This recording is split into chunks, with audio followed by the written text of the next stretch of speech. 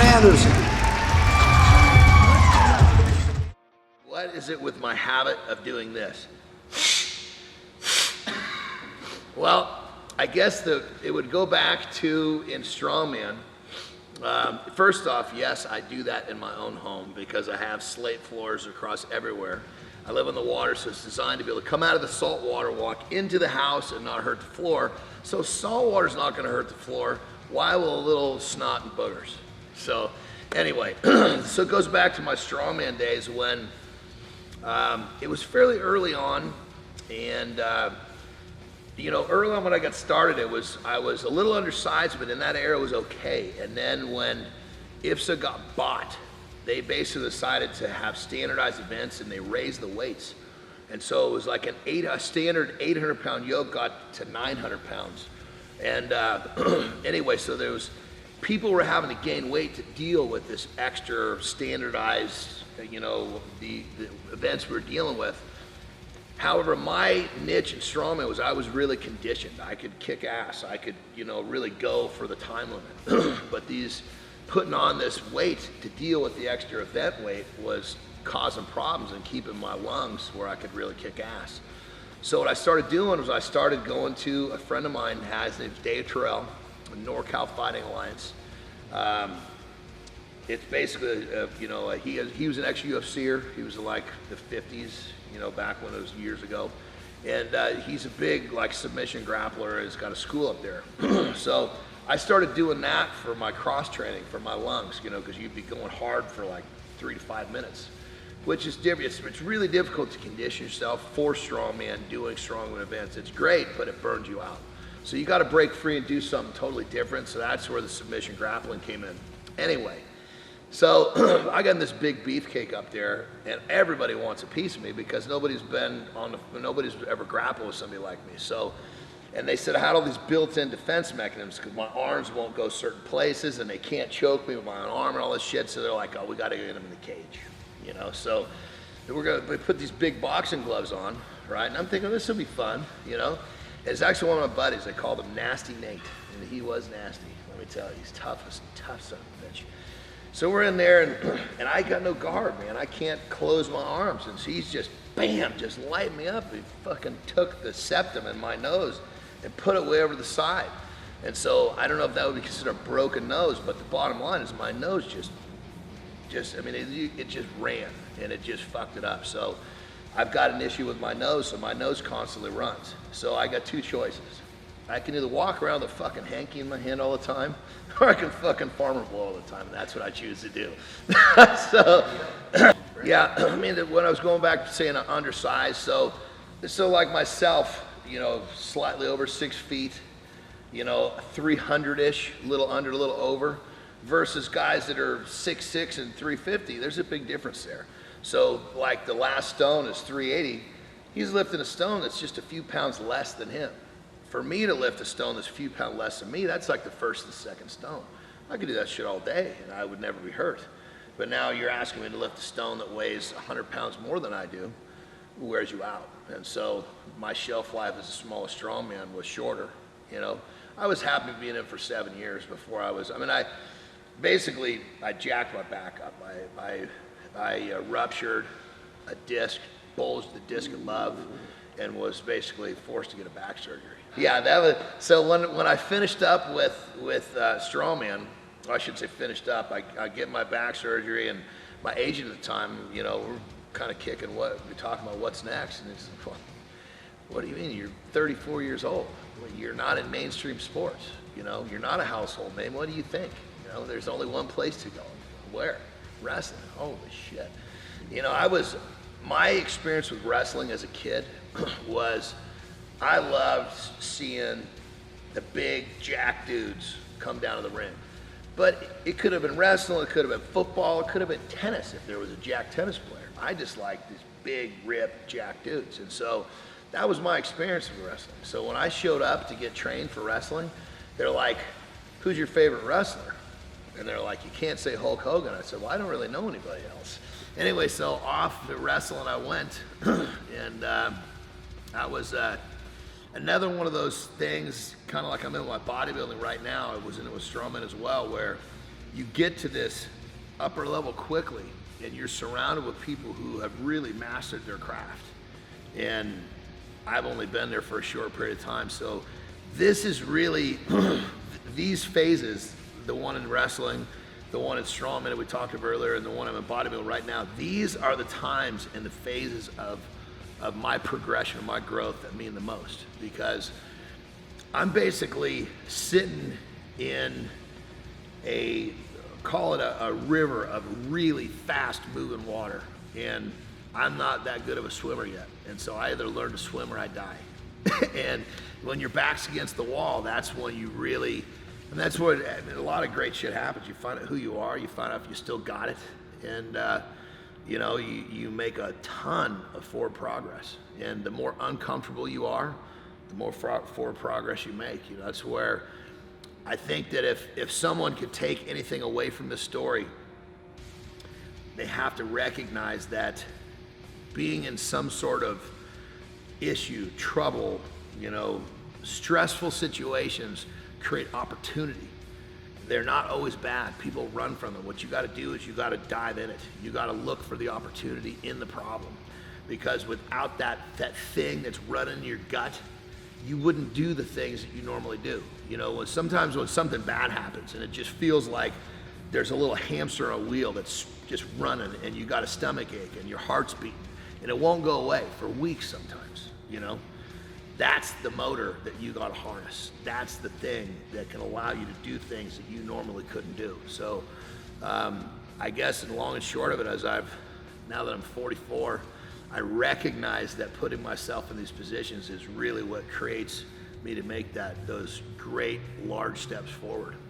Some pain and some possible issues. Yeah, there's no question that, you know, I mean, it's how would I say, most people don't get that in pro athletics at all levels, mainstream, non-mainstream, that drugs are a part of the deal. Whether, you know, painkillers is how athletes deal with injuries, because it's not like you hurt yourself and you got 6 months to go lay on the couch. You're expected to get back to do what you're doing, whether it's something you want to do yourself or something that you're contracted to do. This is just part of the deal, and it eats people up, because if you don't have the discipline to be able to use the painkiller and get off the painkiller, or learn to manage it to deal with long-term pain, you're going to all of a sudden end up where your life's totem pole has that drug at the top. The people you love, the things you like to do, all of that shit slides down. And what really kills people is they wake up one day and all of the things beneath the drug on the totem pole are gone, because they've run them all off, or the people that they love, you know, they've been hurt too many times, or who knows what the story is. They've lost their job, they've lost their friends because the drug becomes more important, and it's really sad. And we actually, in the last podcast, we talked about some of my experiences, and I think that I consider myself a real pillar of discipline. So I've been able to navigate the on and the off and the management of those substances, but a lot of people can't.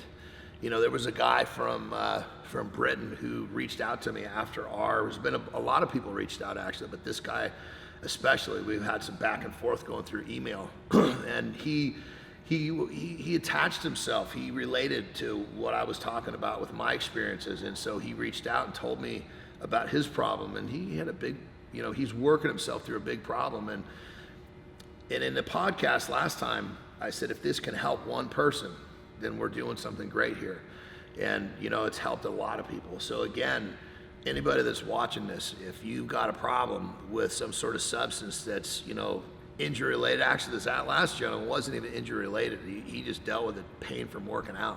But if you got a substance problem with painkillers, and you think that having an email exchange with me will help, then rock and roll, baby. Send it in. Put my email up on this thing. As we discussed before, we work so hard to create opportunities. And how did I go from being a fat kid with tits into my career slowly losing clothes to where now I stand there in a bikini? Well, what makes this even more interesting, which I haven't really connected these dots in our conversations in the past, and I go into this in my book in Deep Water, but one of the big, like, mentally tormenting things for me was I was a late bloomer. And freshman year football, you know, I'm sure you've heard this story before, but we'll put it out so people can connect these dots. Freshman year football, I'm the only kid that hasn't hit puberty. Fucking 50 kids climb in the shower, and I'm standing there with my fucking gut, my fold over tits, and my little fucking pecker sticking out like this, so I have a fucking stitch of hair on there, and it's not even developed enough to hang, so it looks like I got a little fucking boner. And you know, you got fucking seniors barking like dogs, and I even went to fucking for like comfort to my coach, and he couldn't fucking stop from laughing. I was just on fire inside because I was so fucking embarrassed. And I remember I just tucked away. I mean, this is one of those moments that I put away. It didn't even really, I mean, of course it bothered me, but there was like this trouble coming up from down deep, and I wasn't even putting myself back mentally in that position because it was so bad. So I guess to answer your question, you know, not only did I have to get over being, you know, overly conscious about my, you know, fat little body, but I had to get over the fact that I still looked at myself as the fat little kid with a fucking millimeter Peter with a fucking stitch of hair on it, you know? So going all the way forefront now, you know, to my current career, I'm standing there in a fucking little bitty bikini, naked, you know, so now I'm dealing with the issues. Of course, I'm 44, so I've overcome all this stuff. But if you were to connect the dots from beginning to end, you know, basically I'm facing all the fears that tormented me as a little guy. One of the first things that really kind of turned me around was I had a near drowning experience in a river I lived on. And it basically, when I say near drowning, meaning that I just had to fucking pull up my panties and fucking swim. And it hurt, but I did it. And I realized that, hey, you know what? Pain is gonna go away. It's not so fucking scary. And so I started to realize that, okay, I could kind of work myself out of this fucking little pussy position that I've got myself sitting in.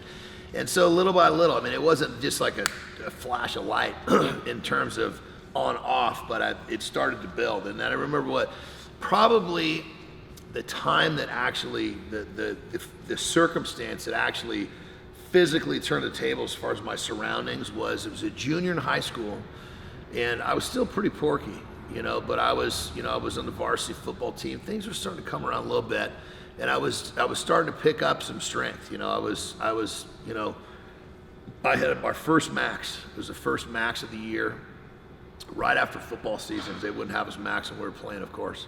And I squatted 405, and I was the one of two juniors in the school that did it.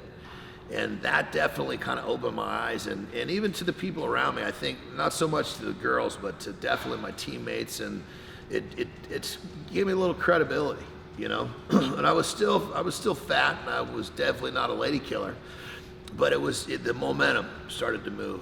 And then I think at that point I realized, you know, I'm a hell of a lot better than lifting weights than I am in sports. You know, at least the sports I was playing, football especially. And so then it just little by little, by the time I graduated high school, you know, a year and a half later, my world had changed. You know, I was 185 pounds.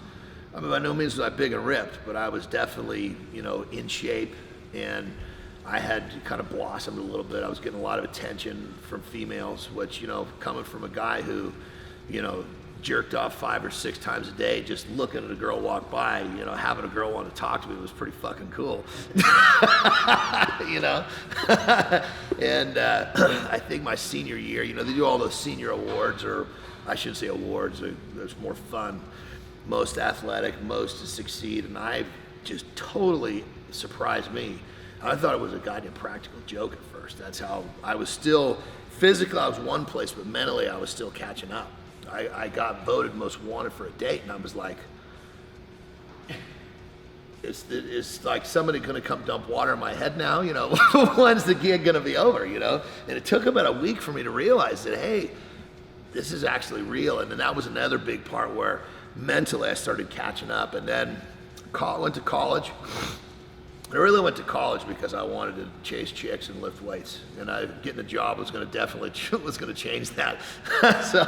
So I have checked into college about 185 and was still, I would say at that point, you know, I had not even come close to kicking my eating issues.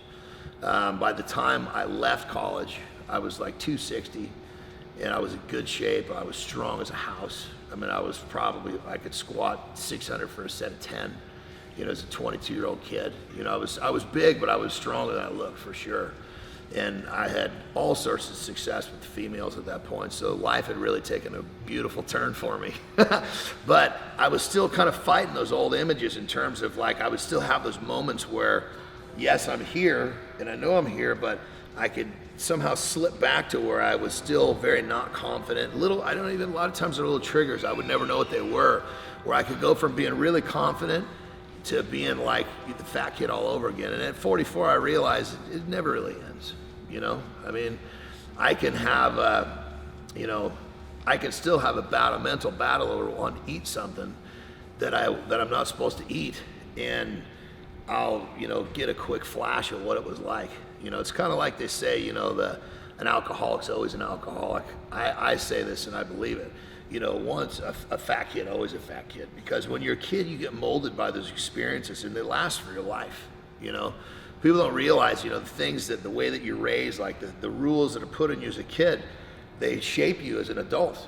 Well, so does being a fat, fucking pathetic, picked on little kid, you know. So it's something that you carry with you for the rest of your life. So, you know, going back to what I said before about being on stage with a little tiny bikini, it truthfully puts all of the things that terrified me as a kid, you know, in my face. And so it's kind of I guess it's like a full circle deal. The reason is that you like to push so hard.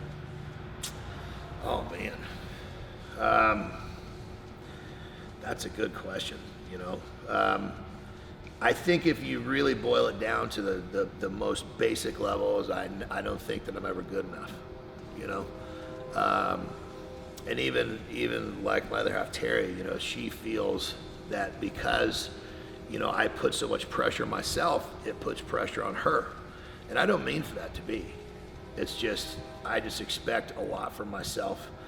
And she says I never give myself enough credit, but I think that's what drives me, you know, and I would rather, you know, look myself in the face and call myself a fat little cocksucker so I can continue to drive than to look myself in the mirror and say, you're pretty cool, and go lay on the couch, you know?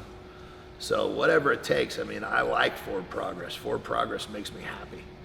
And and whatever it is that drives me, I guess in essence, I'm kind of thankful for, you know, because it's a lot of people, you know, you hear it too, you know, what motivates you, you know, and there are people all over the planet who are looking for that thing that gets them off the couch. And I've been blessed with having that thing that won't let me lay on the couch. Great. It was really good. Right on, brother. You got it, baby. Good to see you, brother. Yep.